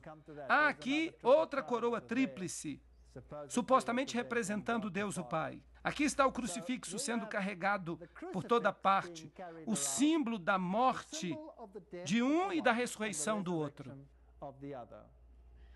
E as auréolas? Bem, nós temos uma auréola na deusa japonesa da felicidade. Ali você tem uma auréola em Krishna. Ali você tem uma auréola num deus hindu. É um símbolo do sol. E ali você tem uma auréola numa figura católica romana. Esta aqui eu tirei a foto na catedral. Uma catedral novinha em folha que eles construíram em Londres. Uma catedral católica romana. Há tantos símbolos pagãos ali que ofuscam a mente da gente. E por falar nisso, ali está a serpente. Você consegue ver? Estão encostados na serpente. Interessante. Aqui está outra divindade oriental com uma auréola. Ali estão deuses japoneses e chineses com auréolas. E o símbolo da cruz. Ali você tem, em Mesopotâmia, era um símbolo do Deus Sol. Isso foi muito antes de Cristo, muito antes de Cristo. Ali está de novo na Mesopotâmia, ali está num relevo. Esta cruz está numa forma diferente, porque esta forma é o símbolo da vida, a divindade da vida. E os sacerdotes pagãos usam este símbolo ao redor do seu pescoço. Então você tem esta linha que rodeia, desce e se estica até aqui. Agora, quem é que usa uma coisa parecida com essa hoje em dia? Os sacerdotes católicos é que usam. Esta parte indo em volta do pescoço e às vezes as linhas sobem pelo lado, simbolizando exatamente a mesma coisa. Aqui está a estátua de Maria segurando um relâmpago em sua mão. Agora, o que Maria tem que ver com relâmpago? Bem, há uma estátua de Zeus com um relâmpago em sua mão, porque quer que você use a figura masculina ou a figura feminina, esta divindade sendo andrógina, não importa, é tudo a mesma divindade. Símbolos pagãos, sinais manuais. Este aqui é o símbolo pagão da antiga Trindade. Também é mostrado aqui. E ali está no catolicismo romano. Ali está na antiga estátua de Júpiter, que hoje é reverenciada como a estátua de Pedro. Mas ela vem diretamente de um templo pagão, diretamente para o Vaticano. E ali está ele, com o antigo símbolo pagão. Ali está alguém beijando-lhe o pé. E ali você tem o mesmo símbolo nas tribos nórdicas. Ali está a mão de Buda, exatamente a mesma coisa. Ou você pode ter desse outro jeito, com 3 dedos. Ali está no papado. Ali está o mesmo símbolo no budismo. Conseguem ver isso? Eles usam exatamente a mesma coisa. São exatamente a mesma coisa, certo? Por trás dos bastidores. Agora vamos falar das catedrais mais modernas. Aqui está o símbolo do Sol e um yin-yang tríplice, que é o antigo símbolo da adoração do Sol. Você o encontra na Catedral Católica Romana e esse aqui é fenomenal. Aqui está o símbolo num piso de Londres, a principal catedral católica, o antigo símbolo tríplice yin-yang, que foi reduzido agora apenas a 2, representando o bem e o mal. E no meio de tudo isso está essa estrutura. Se você não está satisfeito ainda, deixe-me levar você para esta catedral romana. Esta é uma catedral onde as pessoas mais importantes do mundo, eu estou falando aqui dos líderes mundiais, é aí que eles vão. O que é isso na porta desta catedral católica? Vocês reconhecem? Um yin-yang na porta da Catedral Católica e dentro da catedral. O que é isto? Quadrados brancos e pretos, representando o bem e o mal, do mesmo jeito que você vê na maçonaria. E o que é isso? A fênix se levantando das cinzas, símbolo da ressurreição e da vida que dá força ao porta-luz de Lúcifer. Muito interessante. Aqui você tem o tridente, ali outro tridente. Notem alguns tridentes são representados com linhas onduladas, outros com linhas retas. Aqui, de novo, a união do macho com a fêmea. Poseidon, Netuno, todos têm tridente. Será que nós vamos encontrar o tridente no catolicismo romano? Aqui está ele como símbolo. Ali está o tridente como símbolo no hinduísmo. E ali está ele na igreja, nas igrejas católicas e anglicanas. E se você olhar com cuidado, às vezes você encontra o tridente abertamente, outras vezes sobre Cristo. Em alguns casos, tem o sinal manual pagão, e tem o globo pagão, e tem o tridente ali. Ali você tem a flor de lis. Eles usaram isto como símbolo porque tem uma conotação de fertilidade. Aqui está Ísis com a flor de lis. Será que você deveria esperá-la também no catolicismo? Isso aqui vem tudo do paganismo. Bem, sim, a flor de lis também aparece no catolicismo, na igreja católica, no altar católico. Aqui você tem a flor de lis nesta cidade, numa catedral, sobre a cabeça de Cristo e saindo das suas duas orelhas. Bastante triste, pois uma pessoa não consegue ouvir muito bem com a flor de lis tampando os ouvidos. Bem, e é claro, você tem miçangas, mantras. Vocês já ouviram falar de mantras? Bem, Mateus capítulo 6, versículo 7. Quando orardes, não useis de vãs repetições, como os pagãos fazem, pois eles pensam que serão ouvidos por sua muita repetição. O mantra é uma oração repetida, que coloca você num estado alterado de consciência. E é isso que nós temos na música hoje. Os jovens, quando eles vão para alguns festivais, eles usam drogas, e eles usam mantras adaptados à música para colocá-los num estado alterado de consciência, para que outro poder se apodere deles. Portanto, os mantras, as orações repetitivas, são um símbolo de todas as religiões pagãs. Você o encontra no Islã, você o encontra no catolicismo, você encontra em todas elas. E de onde vem o mantra? De Babilônia. Ali você tem os sacerdotes pagãos de Baal com as suas miçangas de mantra, os seus rosários nas mãos. Ali você tem as divindades hindus com seus rosários de mantra também nas mãos. E este, é claro, é um outro símbolo muito interessante. Este é o olho de Osíris, o olho do deus Osíris, o deus que tem um olho só. Ali você o tem num altar de uma catedral católica da França. É sempre o símbolo de Osíris, o símbolo da forma masculina de Osíris. Ou da forma feminina, a vaca sagrada, a deidade feminina. Ela era adorada no culto de fertilidade como uma vaca que dava leite, que nutria o seu filhote, ou como uma linda mulher. E claro, tristemente, você tem esse símbolo provavelmente no seu bolso agora mesmo, se você tem uma carteira. E ali você tem o mesmo símbolo, o triângulo de 60 graus, que significa 60-60, o triângulo 666 nos mistérios, o zero não conta nada. Então, você tem 360 graus, você tem 3, 6 e 0, você tem 9. 9 é o 6 de cabeça para baixo, 9 é um dos maiores números do ocultismo, e ali você tem o mesmo símbolo no altar católico.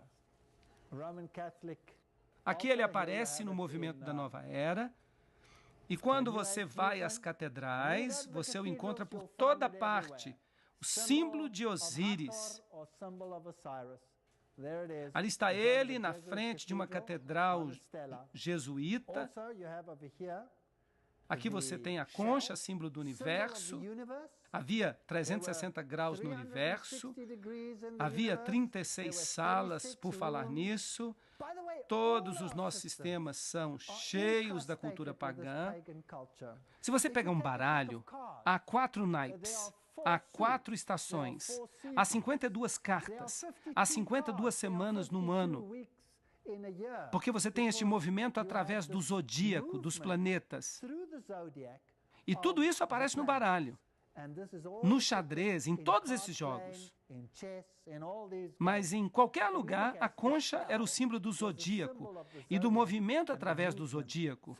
Poseidon era um deles. E aqui você tem, nesta igreja católica, João Batista usando a concha cóptica com um símbolo pagão para batizar Jesus. Percebam que a água aqui está sob a forma da deidade feminina. E ali está, sobre os arcos das igrejas. Ali você tem Vênus, nascida da concha. E é claro, um dos símbolos... E é claro, trata-se de um símbolo importante na Igreja Católica, na Catedral de São Pedro. Todo símbolo pagão você encontra lá. E é claro, um dos símbolos mais importantes da Igreja Católica é a Catedral de São Pedro. No entanto, você encontra qualquer símbolo pagão ali. Se está no paganismo, você encontra no cristianismo. O globo, outro símbolo da deidade pagã, aqui está o deus Mitra segurando o globo que representa o universo. Ele é a outra divindade. Onde se encontra, será, o maior globo do mundo?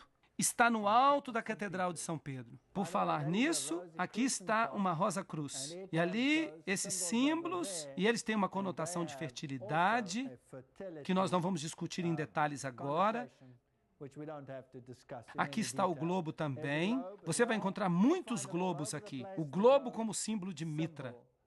Este é Tammuz, mas eles dizem que é Jesus com o rosário ao redor do pescoço e com o globo em sua mão. O mesmo com essa estátua aqui, o globo na mão, a adoração do Sagrado Coração que você encontra no catolicismo. Ali está entre os astecas, você o encontra em todas as culturas pagãs. Vem de Babilônia. E se você for para o Vaticano e observar o principal centro desse tipo de adoração, você encontrará todos os símbolos da adoração do Sol bem ali na Catedral de São Pedro. A adoração do Sol, a adoração da Lua. Aqui você tem as pilastras serpentinas da abóbada de Bernini. Você tem todos os aspectos da adoração do Sol. Você tem até a cúpula, que é conhecida como a cúpula do Sol, símbolo da adoração do Sol.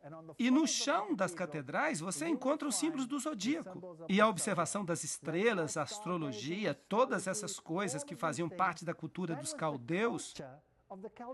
E agora, até os presidentes das nações do mundo se transformaram em observadores das estrelas e ficam dizendo às pessoas o que fazer. O mundo não mudou nem um pouco. A Porta Dourada na Capela de Santo Inácio, esta aqui fica em São Francisco. Ali você tem o unicórnio, e ali você tem todos os antigos sistemas, desde a fênix até o dragão, ao pavão, ao antigo Rho e o Ki, que representam 660, mais o círculo, que representa o 6 ou o 9. Lembrem-se do círculo ao redor dele. 360 graus. 3 mais 6 mais 0 igual a 9. 9 é o 6 de cabeça para baixo. Você tem aquele símbolo pagão em muitos dos altares, e ele representa 666. É isso que ele representa, quer você goste disso ou não. Você tem o bastão e o unicórnio. Agora, vamos nos aproximar do Papa e vamos ver se ele literalmente representa as antigas divindades. Aqui você tem o deus águia com um cone de pinho, símbolo da fertilidade. Aqui você tem o antigo querubim alado, com um cone de pinho, que era símbolo desse poder através do culto da fertilidade. O maior cone de pinho e o bastão você encontrará aqui, um dos maiores, pelo menos, aqui na adoração de Osíris. Esta é a divindade egípcia. Osíris tinha o cajado do pastor com um cone de pinho sobre ele. E ali você tem uma divindade hindu com um cone de pinho na mão. Então, eles são tudo a mesma coisa. Aqui, como símbolo da religião mexicana, os pinheiros no Natal, tudo isso é interessante. Ali você tem Dionísio com o seu cajado, com o cone de pinho sobre ele. Ali está Baco com o cone de pinho. E ali está o maior cone de pinho do mundo, no pátio do Vaticano.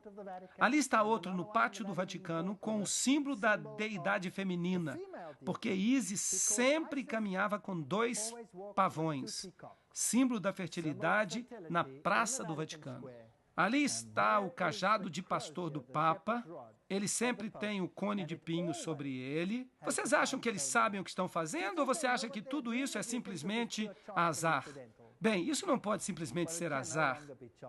Não pode ser azar.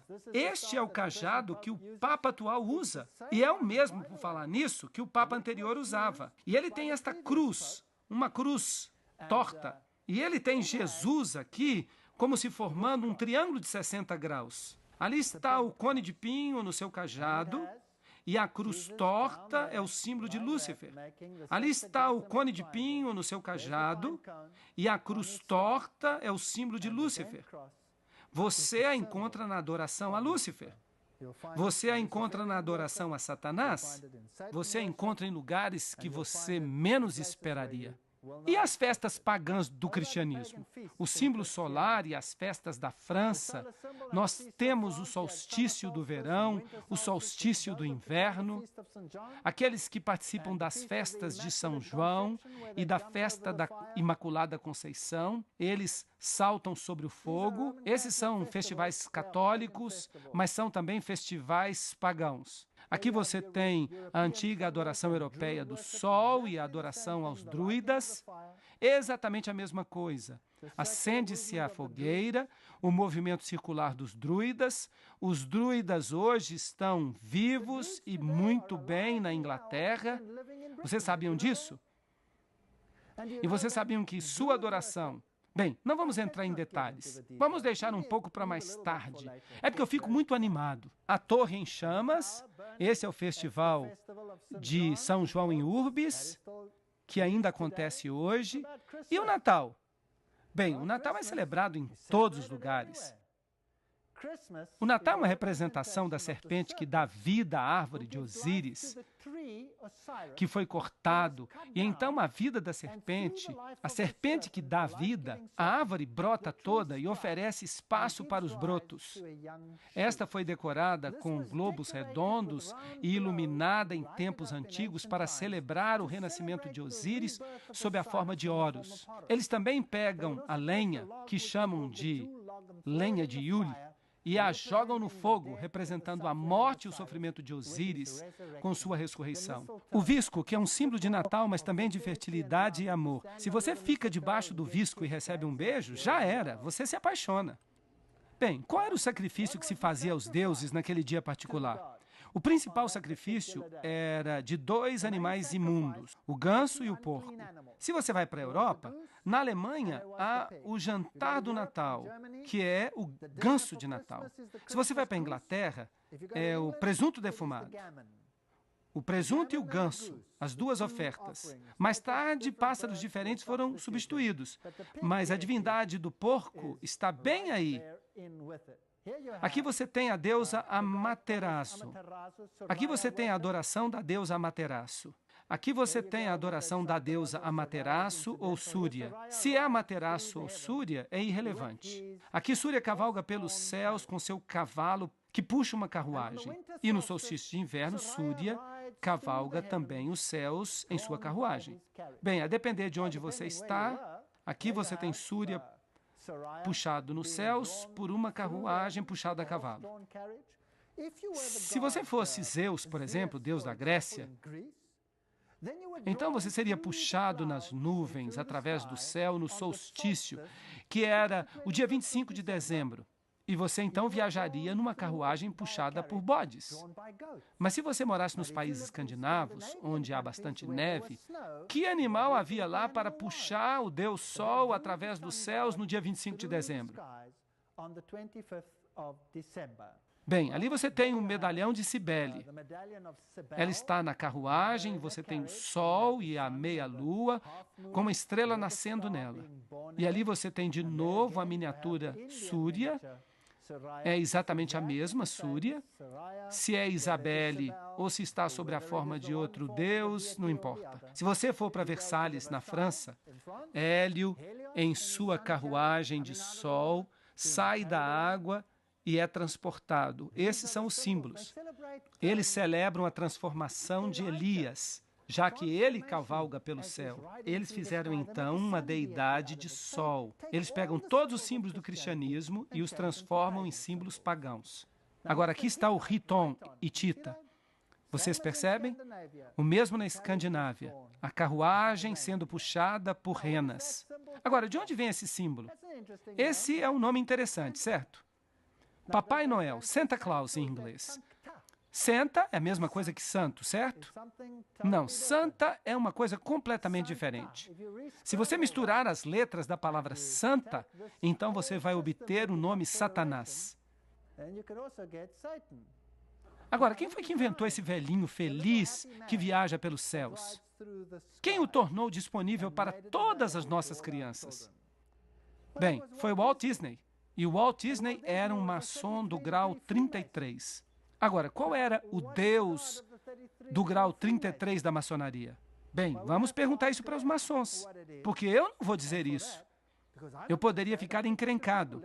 Vamos deixar que eles digam.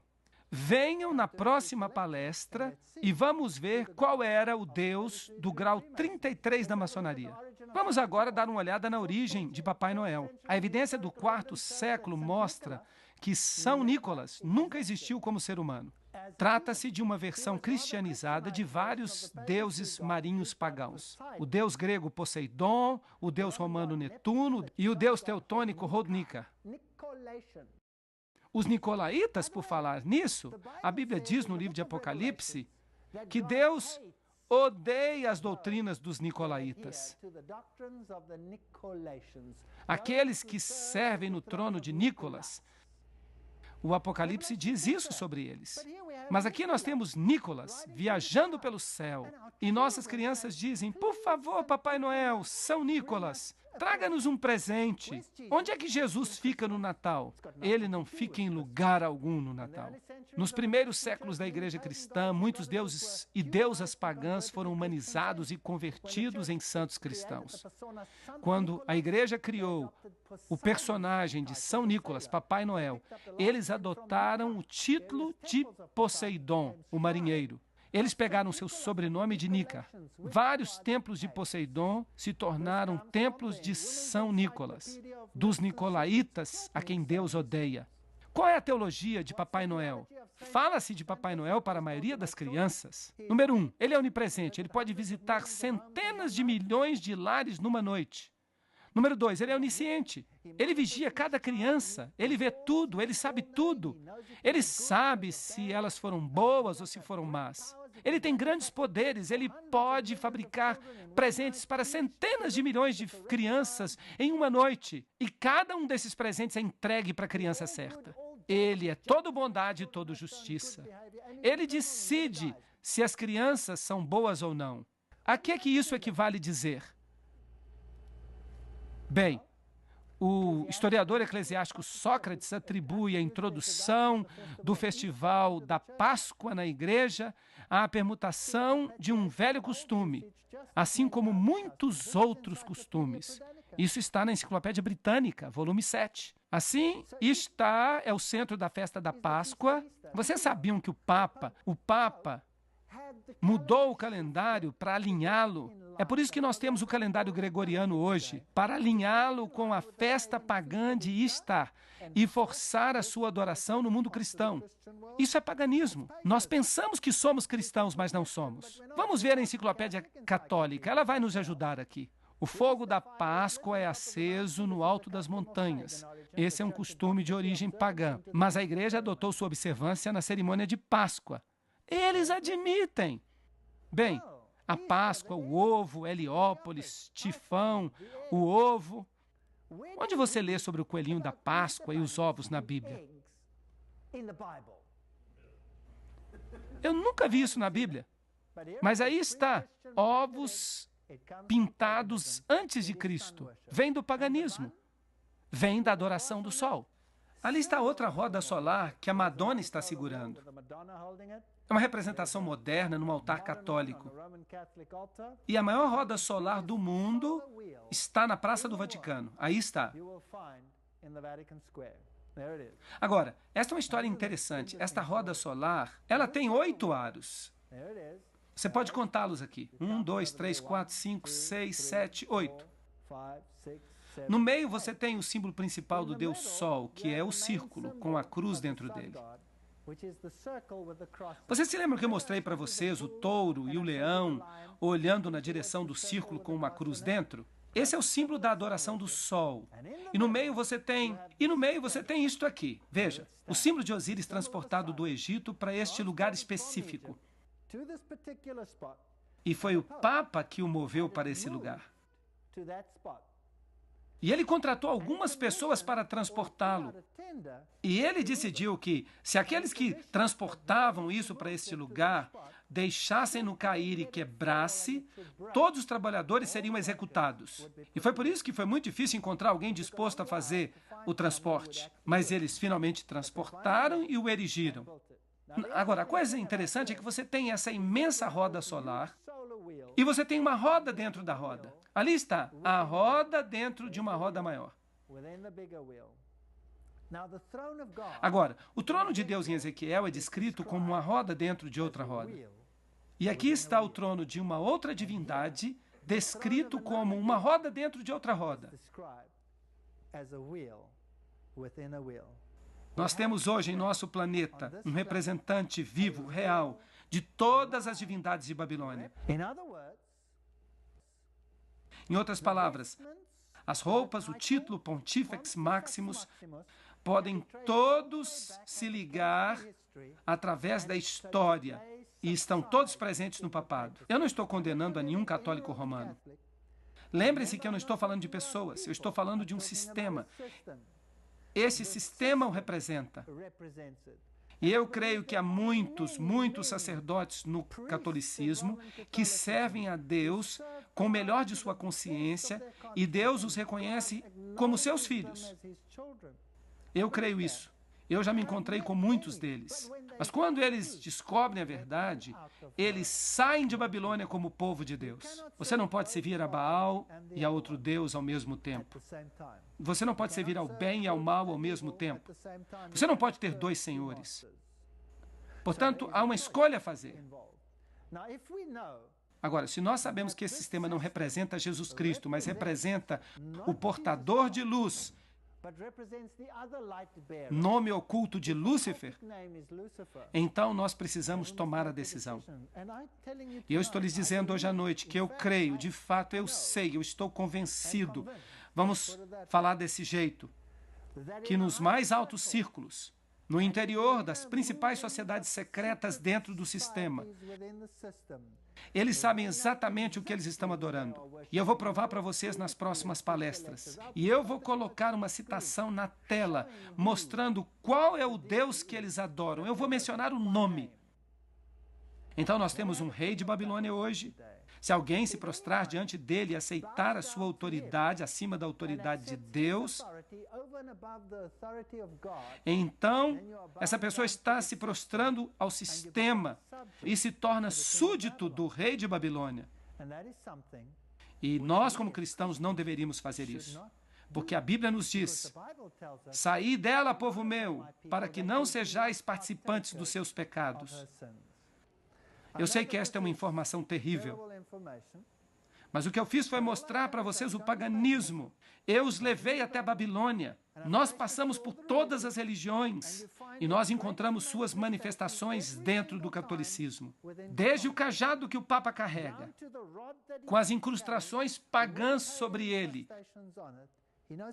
Ele sabe exatamente o que ele está fazendo e de onde isso tudo vem, mas tudo está oculto sob as vestes do cristianismo. E quando se faz isso, pode-se chamar isso de engano. Agora, eu fui católico, e quando eu vi estas coisas, quando eu estudei Daniel capítulo 7, eu fiquei devastado, eu fiquei doente. porque eu era de fato um sincero católico. Eu fiquei doente, eu estudei as escrituras e eu fui para as bibliotecas para ver se essas coisas eram mesmo assim, e elas eram assim. Eu estudei a história e eu disse, tem que haver uma saída, isso não pode ser. Mas foi, e no fim eu não tive escolha. E quanto mais eu estudava, quanto mais eu observava, quanto mais eu via, mais eu via que estava sendo enganado para que eu cresce num falso Deus. Eu me lembro de estar sentado na igreja católica, eu estava sentado lá e eu estava dizendo, toda vez que eu venho para a missa, toda vez que eu me ajoelho, toda vez que eu tomo a hóstia, eu me sinto tão vazio. Por favor, fala comigo, Senhor, se tu existes. E eu me sentei naquela igreja e eu disse, Deus, se tu existes, revela-te a mim e mostra-me que tu existes, porque eu não posso compreender esse ritual. Eu não estou feliz neste ritual. Eu preciso de um relacionamento no coração. Dize-me se tu existes. Esta foi a pergunta mais perigosa que eu já fiz, porque ela me levou até a Bíblia. E ela me levou a compreender as coisas que eu mostrei para vocês hoje à noite. Eu não condeno nenhum católico. Eu já fui católico, toda a minha família é católica, e eu amo a minha família. Eu não quero que eles se percam. Eu não quero que ninguém se perca. Eu não estou condenando, eu estou revelando. Escolham neste dia a quem vocês vão servir. Obrigado por terem vindo e voltem para as próximas palestras. Por favor, não as percam. Obrigado por terem vindo.